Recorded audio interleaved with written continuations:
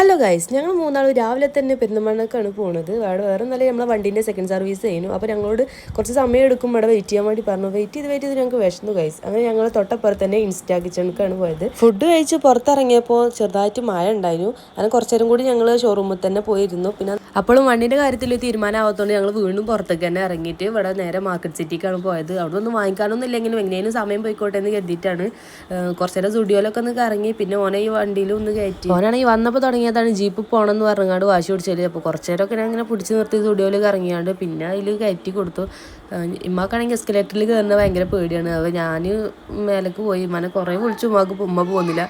പിന്നെ ഓനെ ഒരു വിധത്തിലാണ് ഞാൻ ആ മേലെന്ന് പിടിച്ചിങ്ങോട്ട് താഴത്തേക്ക് ഇറക്കി കൊടുക്കുന്നത്. അങ്ങനെ പിന്നെ ഞങ്ങൾ പുറത്ത് കുറച്ച് നേരം ഇരുന്ന് ഫോട്ടോ എടുക്കലൊക്കെ ആയിരുന്നു. അങ്ങനെ ഇരുന്ന് 2-3 മണിക്കൂറായിട്ടും വിവരമില്ലായിട്ട് ഞങ്ങൾ അങ്ങോട്ടൊന്ന് ചെന്ന് നോക്കി. അപ്പോൾ അവിടെ ചെന്നപ്പോഴാണ് വണ്ടി അവർ മുറ്റത്തുനിന്ന് തന്നെ കൊണ്ടുപോയിട്ടുണ്ടായിരുന്നു. പിന്നെ ആകെ കച്ചറയൊക്കെ ആയിട്ട് ഒരു വണ്ടി കയറ്റി ഞങ്ങളോട് സോറിയൊക്കെ പറഞ്ഞു.